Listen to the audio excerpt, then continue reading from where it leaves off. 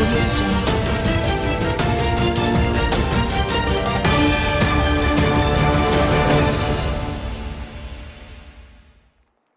TV ashefo momodiana memamu akwaba chenchirenche akwaba PSC bi mada emfamo emra enwumre no hia kase so abribia no madama enunti ekokobo modia ekopegana ansem a etwagu na yabetwetwe no sre ene abasa enunti no na afei soso no madama boafo ya na omoboa yen ase ni nyina aseda PSC kofa ni nyina enko emfama eye apam global outreach asafo ye chiro kwan also chom rescue junction wa madama enunti ena yemetimi miniminu aba yetimi ebetuna fidi kase so ma ya no eye rese ye bebo modern ahwe ensema ebedi kase nimu akotene dia na eye enenu akoye hand wash national day enunti no ma mese wa ede ensem bi ebebetu dwase ya na apomudin dwuma yefo no sabi eya na ma wobro monsa ede amaye Saso ene beko Ghana mampeni akache na openi ni so edinsem atu eja ni nyina eye nkrofo a ofa won se asofo ene impenifo ewo dibra wodro se wono ene ma no won fam betu eja owura kwabena minta akando ono ena Ghana mampeni apaw no se won hwe yapomudin ho nsem ene de obo ade na domuti omabomode a oni mpanifo a launch eye potential digital ba beboa ama mmofra omani age eye nursing adwuma ho no mo so anyantete affordable house na ewo eye poku asemayera ade mpanifo de atu eja se aban emfa nani enko ebeto dwa se eye mmofra bi edi agodo ama ankoba ni yie eye Adventist senior higher ewo bantama ama abofra baako ekotutuo ede ebo ninua baako ani eno ntino ena eno edimunsem ebeba saso ena yebekọ eye mpenifo akache wade kokobo akọ de amampenifo say community mining wombo modin so be yefre sanse nkoda ne bebre no a enkosuku ensem bi e kan semi ho ena meniminu aba ye je eye penie na ye de kase nu nyina ebremo bia meniminu aba edi a memeje so eye ka kire nua nana ya sikapa mene nana ama Fordjour nansa ne yebekọ no oba memo akwa aba bibia bokọ de nyamiadom mission sem na ko se mission sem bibia ye bokọ na ai wokọ hwe se de crusade chenchire nchai ko so ewo tamala ese wani ense wo ka kire obo ade no abribia ya na wo nhira papa ni emfama yensa na ye ntwa ye husima ye ba ye beto aso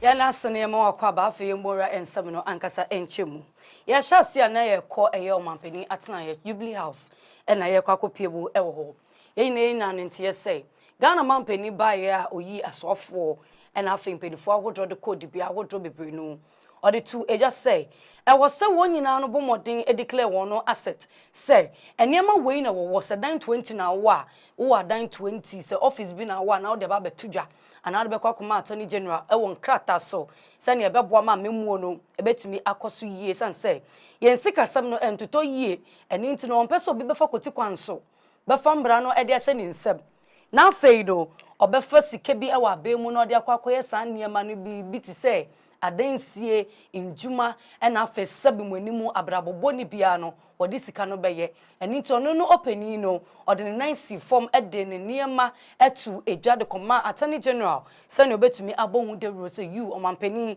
wetu anamon sani nchirima no ebetumi esua nanso Ghana mampeni de atu eja say efiti bra kan ye no ohun so obi etu saa anamon no eno no enam so ema openi no ama wo mpenifo no ende ede kopim wuku ada obo ade ya adom echina say obi bia anya saa de ne de nete say omobosom akotua miensa 3 months salary no wo befa ede akwakọ ka eye mahama care no emu se ne wo de beso eye won a wo yare no emu. It's a declaration of intent. It is the foundation of a new ethos in public service, one that values ethics over expediency, duty over indulgence, country over self. We're here to serve and will serve with honor. On the 18th February 2025, I set a deadline of 31st March 2025 for all appointees who are taking office or being nominated at the time to declare their assets. An update provided by the Auditor General to my office indicates that some of you failed to meet that deadline.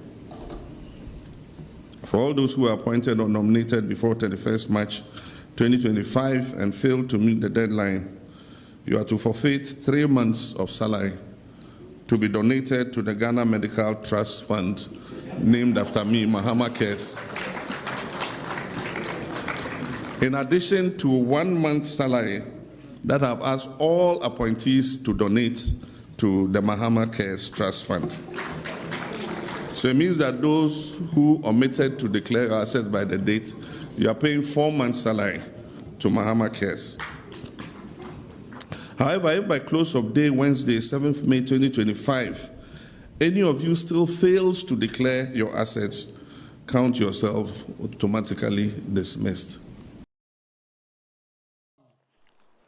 Wasansam na emu ena Ghana mampeni ede ensembi etu jase wabomodea apaw abajukuo eye 18 enkrofukuo 18 a omo ebebomodea exploit development export development omo bebomodea ahye niema eya na yede ekọ amanone ekokoton no eya na emfaso ayenya no womu eye 3.5 billion enu every year bia no afi bia no 3.5 billion ena ya no yenya na wahwe hunu se opesa otremu ekokọ said otremu said ebeya afi bia ebeba no yebetumi enya 10 billion ebetumi aboa Ghana man no. It tasked with safeguarding quality is often under-resourced. At the same time, the absence of accredited local laboratories force exporters to rely on foreign testing facilities, raising their cost and causing unnecessary delays. At our ports, the overlapping inspections, extended clearance times, and informal fees are all a burden for exporters. According to the International Trade Center, these inefficiencies cost Ghana up to $4.3 billion in lost export revenue each year. In our fisheries sector, repeated alerts from the European Union concerning illegal fishing, hydrocarbon and heavy metal contamination have led to temporary bans against our fish exports. And this has come with significant reputational damage. Alarmingly, women and small and medium enterprises who represent a vital source of innovation and resilience account for less than 4% of Ghana's exporting capacity. These are not just statistics. They represent jobs, they represent people, they represent missed opportunities and delayed prosperity. And we must and will correct this. It is for this reason that the AEDAC has been established to serve as a high-level platform for strategic coordination, policy coherence, and institutional accountability in our export development effort. Our strategy is ambitious but deliberate. Under the Accelerated Export Development Program, Advisory Committee, and the National Export Development Strategy, our aim is to grow Ghana's non-traditional export earnings from $3.5 billion annually to at least $10 billion by 2030. Ladies and gentlemen, to achieve this, we will prioritize value addition and economic diversification. Ghana's current exports remain dominated by low complexity raw materials such as gold, cocoa, cashew, timber, all in their raw state. On the Global Economic Complexity Index, we rank 110 out of 133 countries. This must change. We will support our private sector partners to invest in agro-processing and light manufacturing. In the textiles industry, where 75% of inputs are still imported, we must act to decisively harness the potential of a $6 billion regional market. Yako eye pokwase eno no won kampuni mante mu ha na parliamentary select committee ne fa wono ehye eye ndwuma ene adansi ensem eso nature works and housing Empedifor de in some akko edi amagana ban and Afghana man penin say, or share affordable house na edono ewo pokwa semayra. Ade nyoma bi enkoso yie wo ho. Eni nti no, won fa nyoma entoto na kwanso se na ebebo ma nyoma akoyie. Owura Vincent Opon, ono no ye masobedani ademadoma West. Ono eni gina nemu ede sansemi atu eja ochire mu se. Sempenifon fo wono anan ensifom. Amfa nyoma antoto na kwanso a. Ebeye dempa bonsa nkofo na nkofo befa koti kwanso. Akwa akohye nipa bonfo na afa wu kotu won kra na enye yie na wono di hu akọ eye omanfo no eso. Several occasions, but we couldn't get opportunity.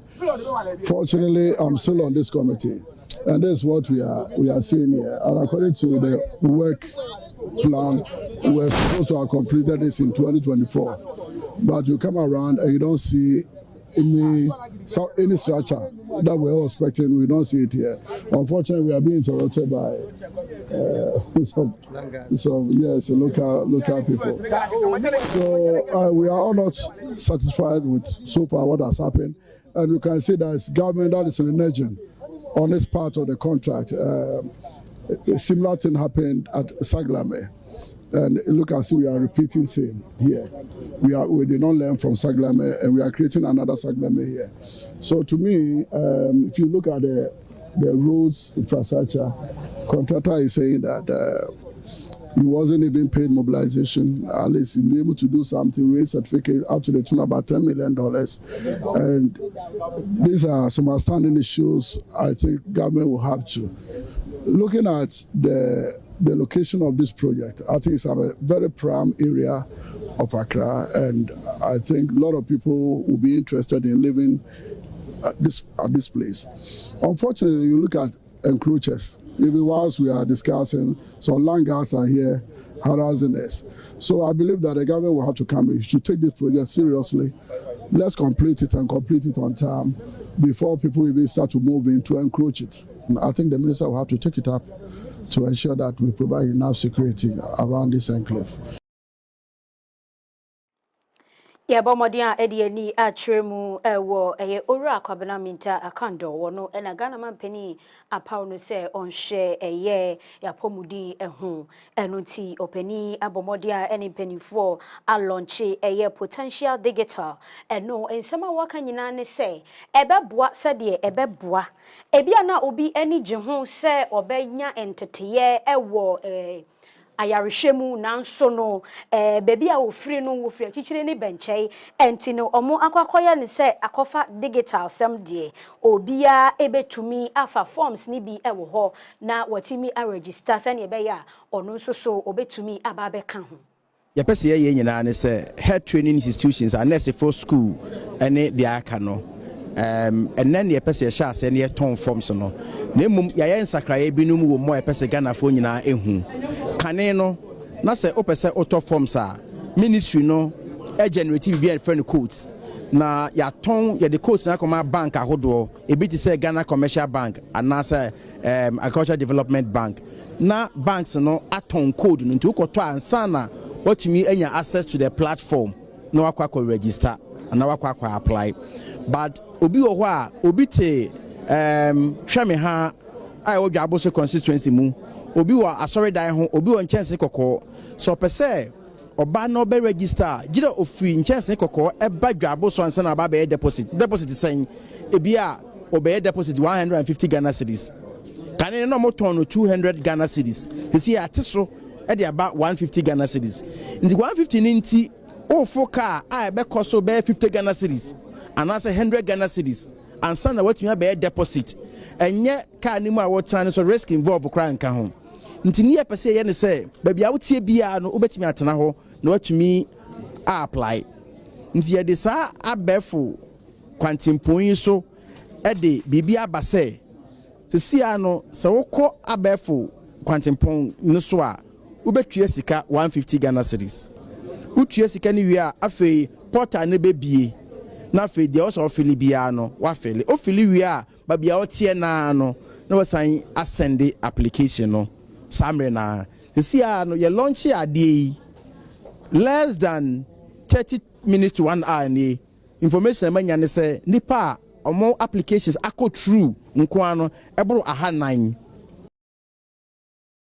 Apam so dia na ye de ni echemu e wo Child Rights International ye executive director Owura Bright appear oroso ne nsema ode atu eja enise enimeni ya endane achine ya empanifo ne Ghana ban bomodin se wode ne oma betutu yie community mining won share na won fani nyina no emba ewieye esanse enkwada dodo no a ena wode won kosuku no wono ejane wo kwanye wo kwakoye eye galamse ana wo kwakotu eyegu efumagudie yi bi enu no opani no ekirem se eyade a emwo enche yie kura esanse wonim sese wo kotu fumagudie no a anya bia no obenya gold hu mpopoye ana obenya sika bi wom eninti ena mankoda no achinchen wono enase ewo suku mu na emom sempanifo bomodin ede ohye etoso na wonu echemu a ebeya dempan se enkoda no wode wo ho ebe fode eho OPK mining and non-mining areas now.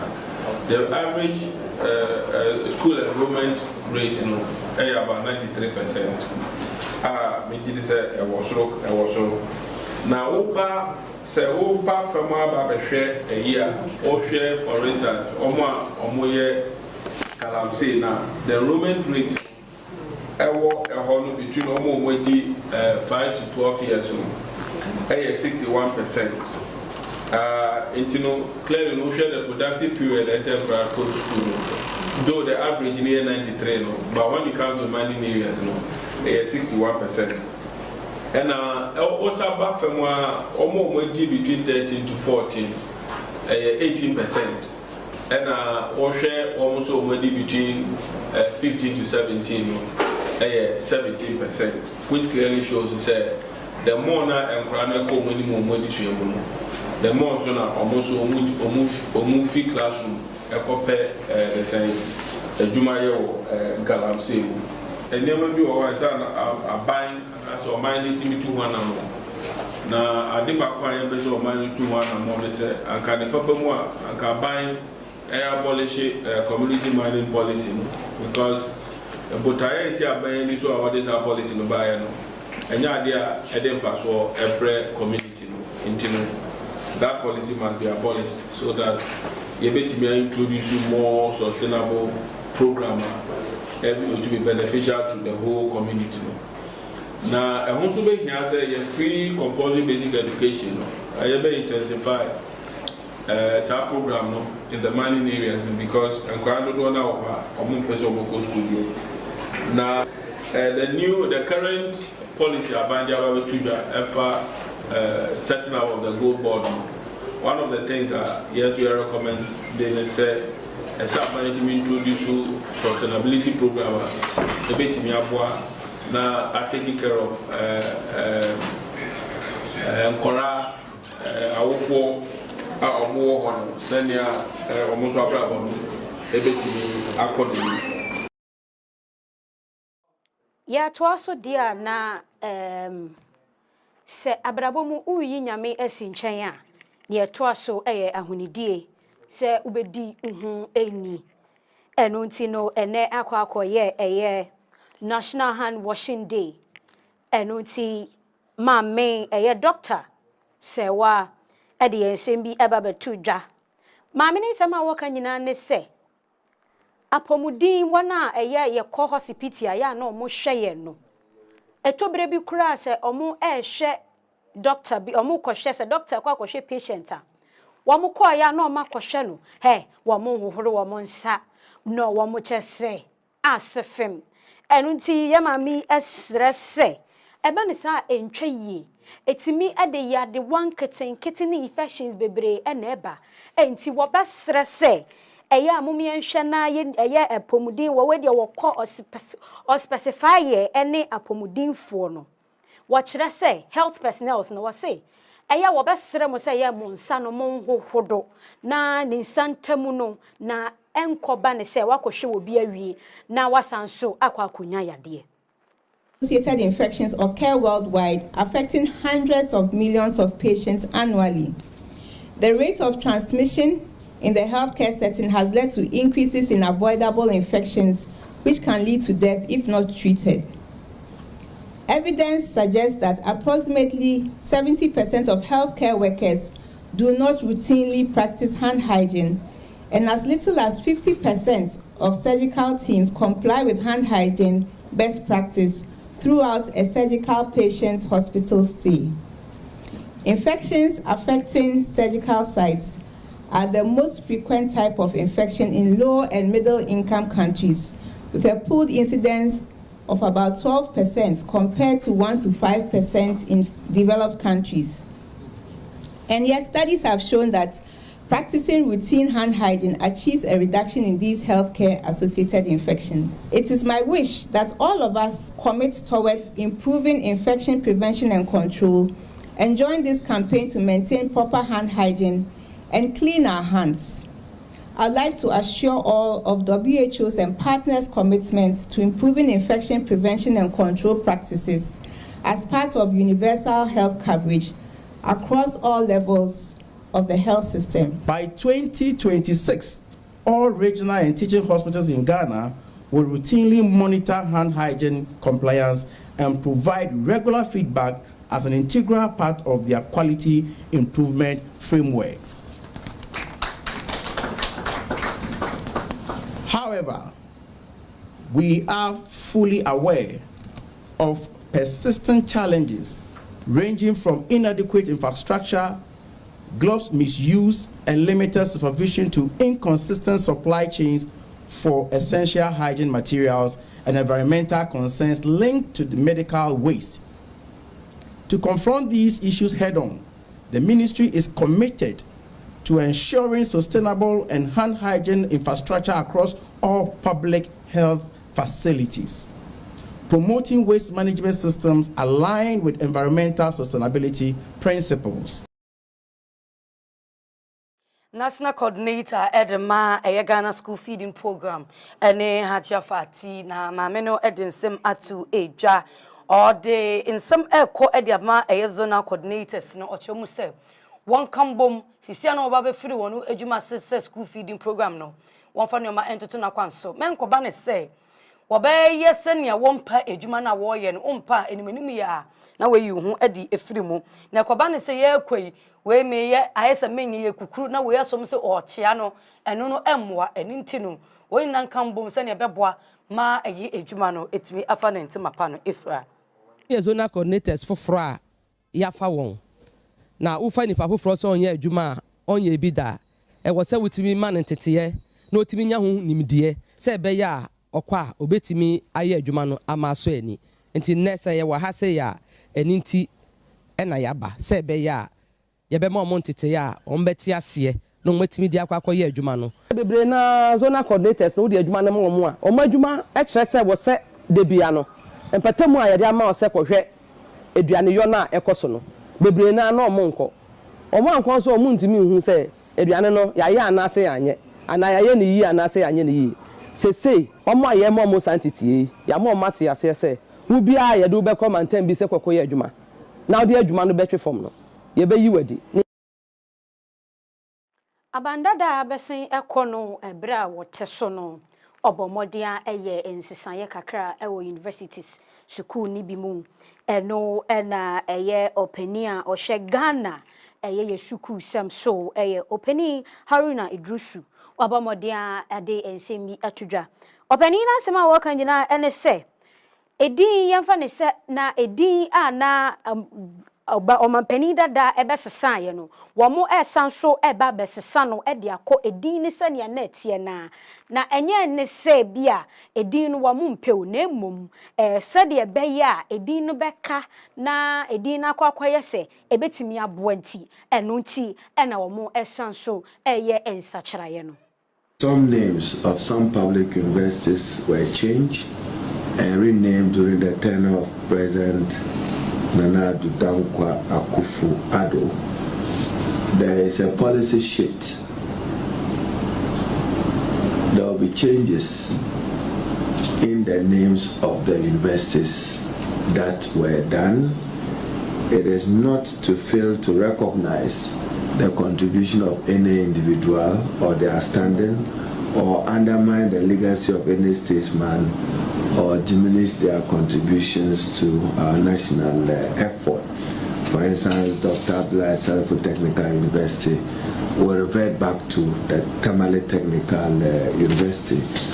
We will do that. I introduced a bill in Parliament that will seek to rename some of the public universities in Ghana, including the Dr. Abdullahi Salafo Technical University, back to Tamale Technical University.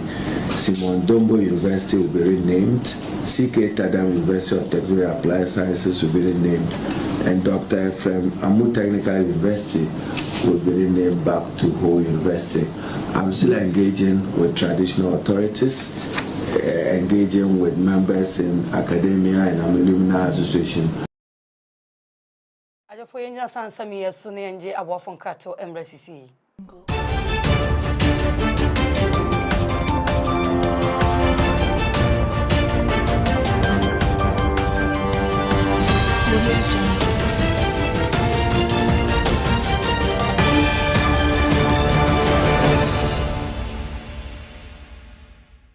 Paiboso, a chinya misunsum, a by a braboso, and the shebre, and the abrabo wajuma, and paiba, Sawisha nomiase, Yare dauso, Kodana dauso, at a dausoa, Ijana Yankopon Wislemo, and in Yamitumimu, and then was Sawashiegu, Nasaso, a Genemone, Yamima, a bompire, Sunny San, Omfib, or Bonifon Puchlim, Yariane Kodana, and oh, how in your name. And until Yawada way Yawada no pebia, yet one suffer about Pamphile, so to rescue point. Sebra, na yenu jango send him a mompire, na yamitu minti, na ho dinti, adansi dinshira, and any munyam ebeyotia, Fahudi, and watchie, ebeyo brabo, and Ophidia edia. Benya so to Carnibi or La Paz, Canisho, Doko, and Aquashiman, of Anko barrier, Pokwasan, Amasaman Sosa, Usubisi or rescue point junction.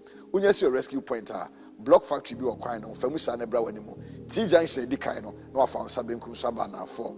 Wabeto Apam fie elha na beto abronsan kese elho no ma Nyankopon be nyina atwahye mo ho na ye di mpaye Nyankopon sha se ya wada no pawe odi woni be kirim e Apam fie se wo ba na wo hia direction biara obetumi afre 0249669993 and as 0540378282 Nyankopon sha se wotu anamo na wo de adanse ene fa ahode ne wachie ene be ko fidua mu e wo Yesu dinimo amen.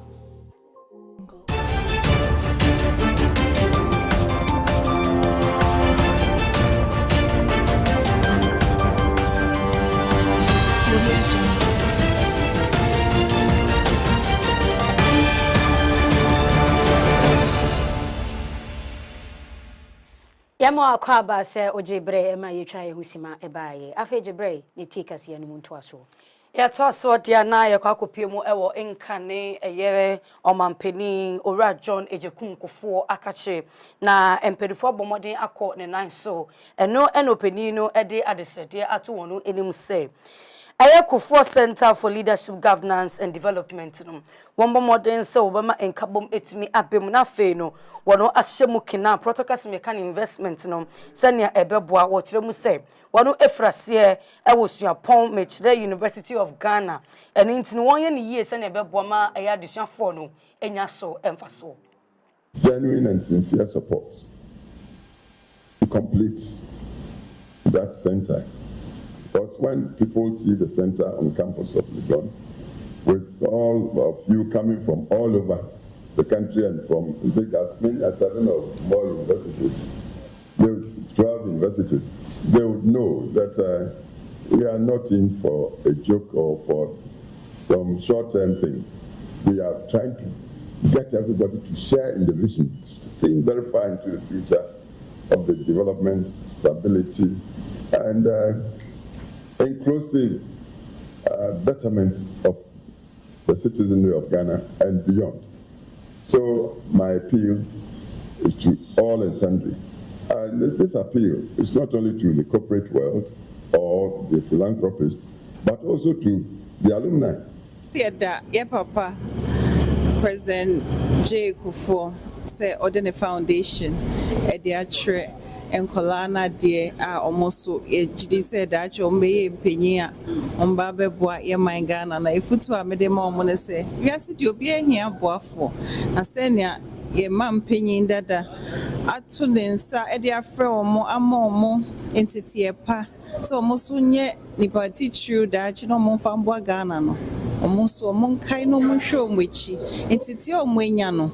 omuso omumfanye oboafo ema afoforo na Ghana entumpo na wiase nyina so entumpo yedayera kufo ase John Ajekum Kufo owie n'adwuma e Ghana owie ne presidency na NOT Foundation John A Kufo Foundation abese mfie dunum nie na mfie eduni na foundation no eti bibia from KSP Kufo Scholars Program boa ambabunu ayewo universities timfie dunia fibia ye fanipa aduasa mfie dunia fibia nipa aduasa enti safie wo mu mfie dui na ya behie mu a sene wa mote ye no mam panyin dada Kufo odi tuudwa the Danobo so person your person foundation no any scholars program a legacy for the nation. Foundation you sit down there down in here. A dia will see a menchima. And to one can say me fear maduri de my yin. The met media Janice and Mancasi and sit down. Name for me to so.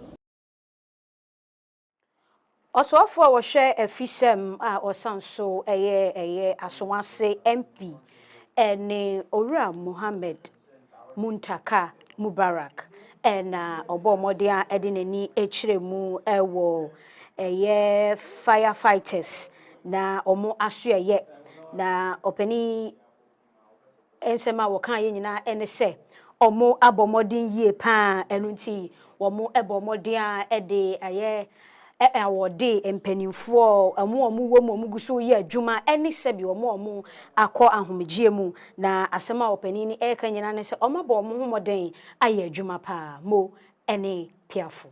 It serves as a heartfelt tribute to the bravery, unwavering dedication and selfless sacrifices of firefighters around the world and indeed here in our beloved nation.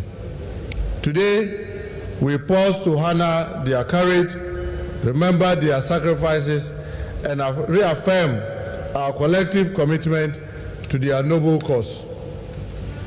Distinguished invited guests, the Ghana National Fire Service stands as a steadfast pillar of national safety, security, resilience, unyielding in its commitment to protecting lives and preserving properties, often under the most perilous and demanding conditions.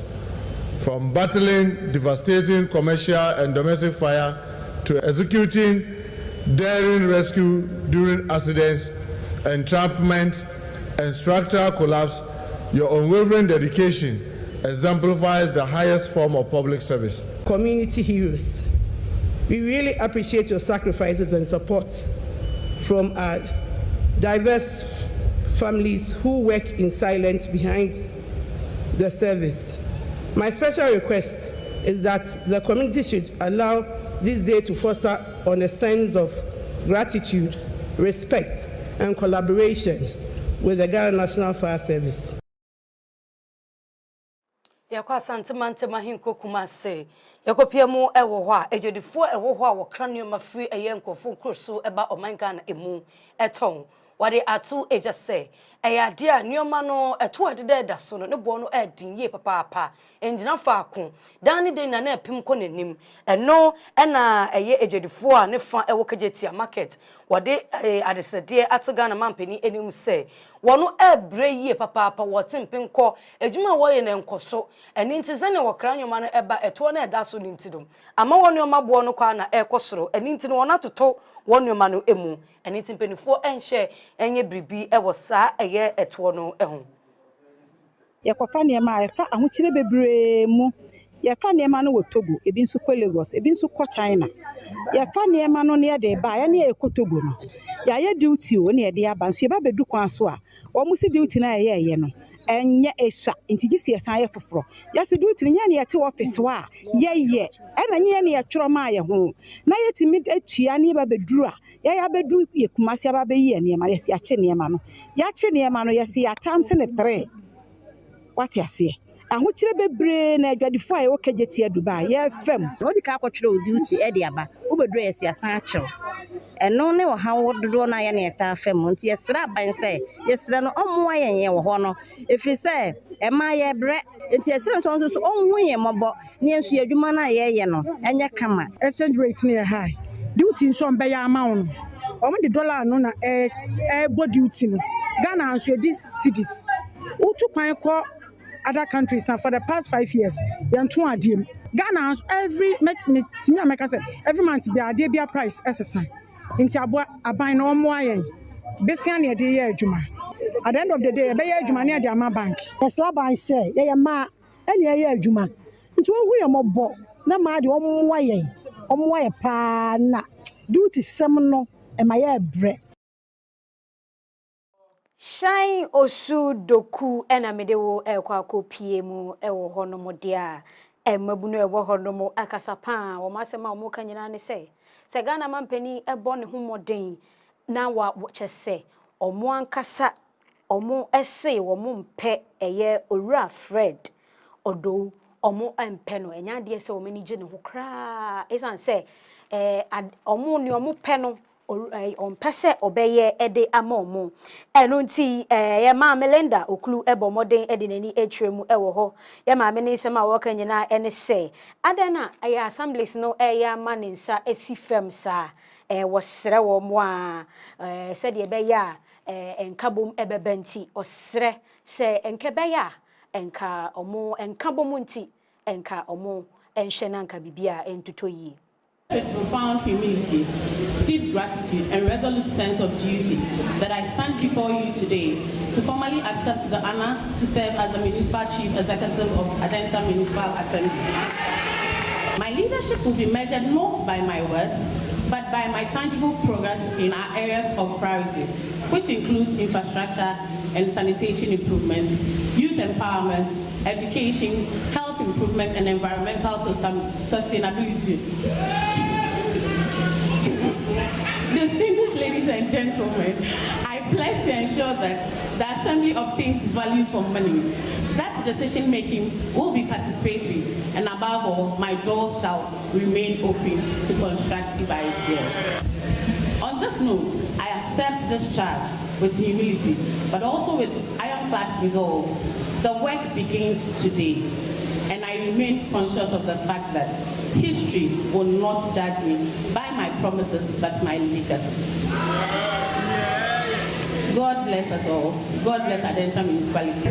No community, and I want to emphasize, no community in the reign of His Excellency John Dramani Mahama, under the servant leader that you trust in me, will be left behind.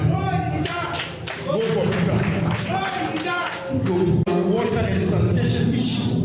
Access to water remains a perennial struggle in our rural community. Together with the Honorable MP, our regional minister, the sector minister, that's water company, we will repair and expand the water infrastructure. The time has come to elevate Lampantana Marina to a metropolitan assembly. And I will ensure that Medina municipality will see the light of day as metropolitan assembly. I would say I'm happy because we've been able to confirm Adenta and Medina. You notice there was a rerun at Medina, and lo and behold, we had 100%. And so to God be the glory. But they've been enlightened to work for the district, and so we are hoping that he'll work for the people. And you see the supporters; they're all here to cheer him up.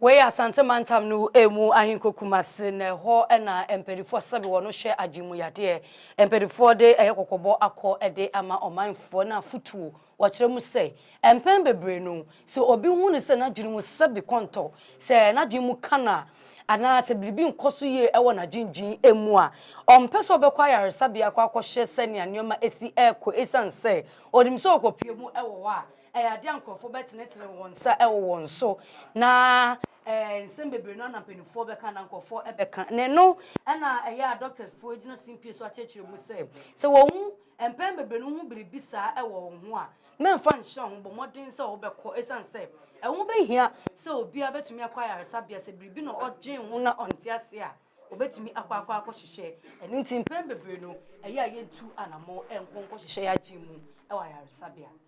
When a person has a mental health issue, it affects your mujuma, it affects your education. So you can't study, you can't work, and as a whole, the economy suffers. And see, that's why it's very, very important, because for most of these conditions, we shall say treatment in Tema, outcomes are very, very, very different. But the problem is, I shall say, a mental issue, maybe I'm doing say a spiritual problem and all of that. So it's very, very important. And recently, we've seen an increase in attendance. So previously, people would come years after Yarene Shasi, but now, even from remote areas, people come here straight because what they say, Papa, when you have a problem, or call hospital, manage and say. You want the same thing for whoever else is there. And say, if you know anybody who has a mental illness, or if you yourself are suffering, shame being, there's no shame in it. Very important, say, who report it. Now, treatment or diagnosis and help. Because there is help, there is treatment. You just need to get it. Mental well.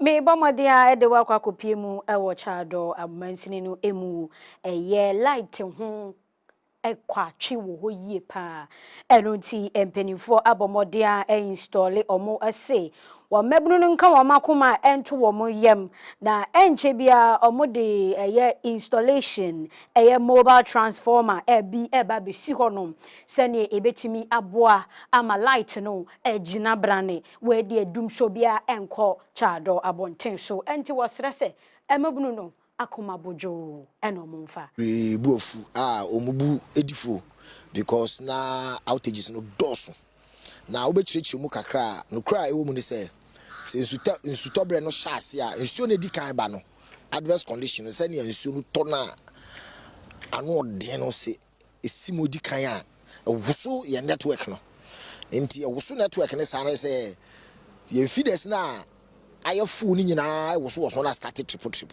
and I was abekona local, you can see localized outages. Bona was on a post na chacha. Na Indiana buegu, Homanoso, near dear, and my outages no dos. Na near you and say, apart from say, soon yes, and I started a mia, wise, near Sunday, I weekino. You won't say you're not trippings, baby, and upon a cough, baby, oh, if feeders no so. Share eastern part of Accra. Tia dental line iswa chadula ne ade ko mu nyina dodua sa parts nyina load no osoro na load no osoro abibi kakra bi kan penalty na anu ya nsu to de amfama boy no ye nya be 23 of your feeders ni nyina call down and your picky be 17 be 4 de na permanent force sense be sense why maninti nti ya ka ho asem se dwuma ya start ni di campaign so had ya no here because la primary substation I am you can see primary substation baby eji kan ya ni free grico ni ye che no nti ye de sa mobile we kesi a mo hu ya ka won se ba be si ha na we relieve sa load no nti afi o mo kan ya no bo se voltage no e be okay reliability no be fine trippings be jai e be boa ha nyina fa labadi part of labadi ko nyina fa chado ha nyina ombe hu se niama e be gina so yi load na kosoro krofo sisi dan akese en America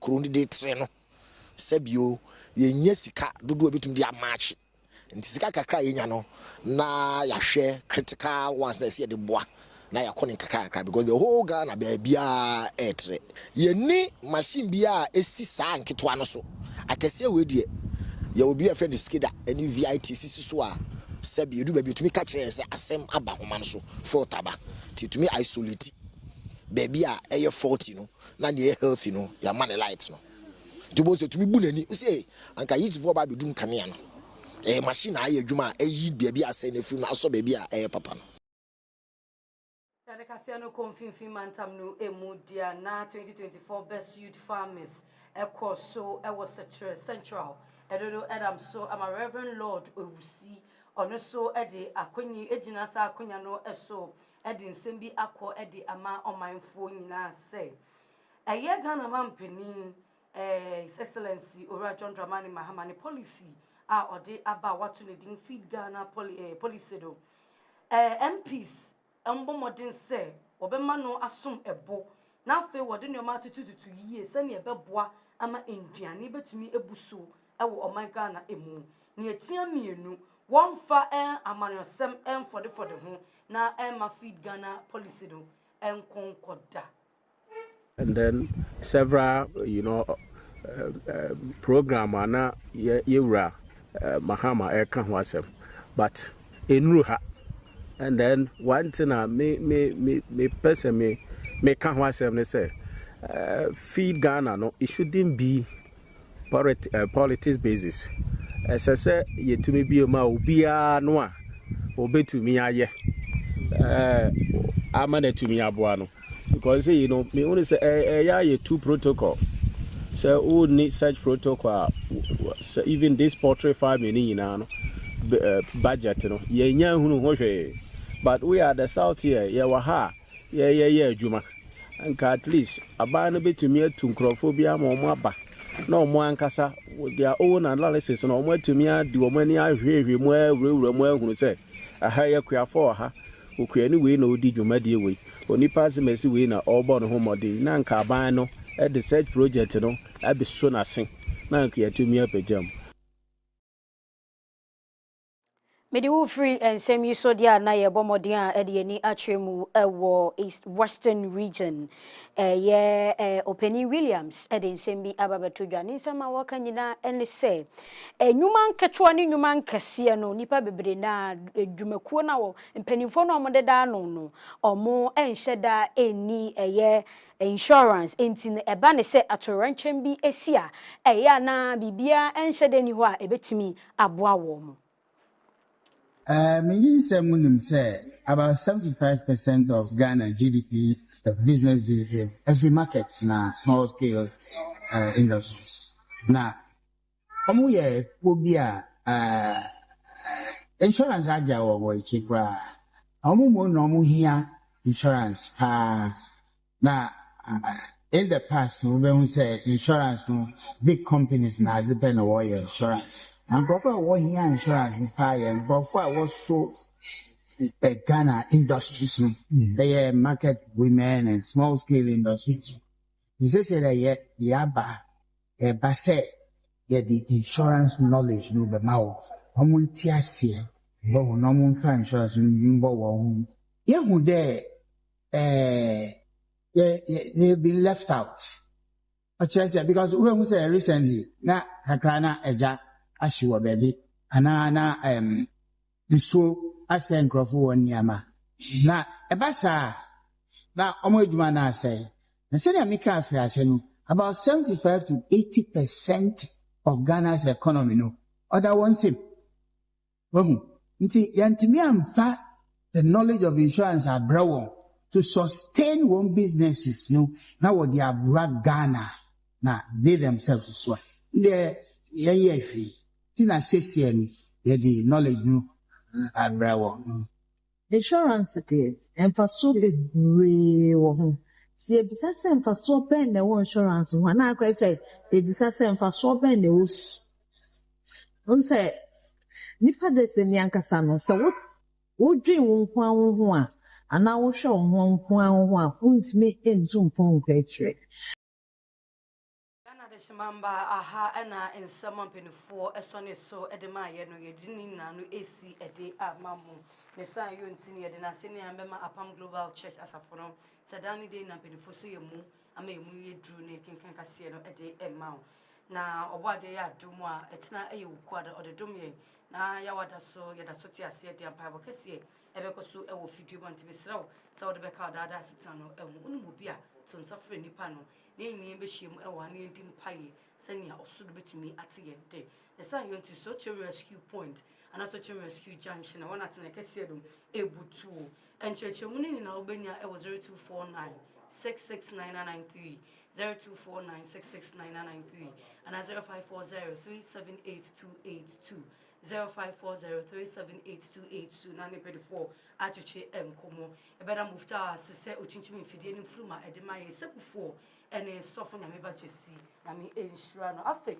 akenkan fo no yame ana ama Fordjour mene kechire nua nana ya sikapa so boade amba etna ebesanso ehye ma omo enihye enyado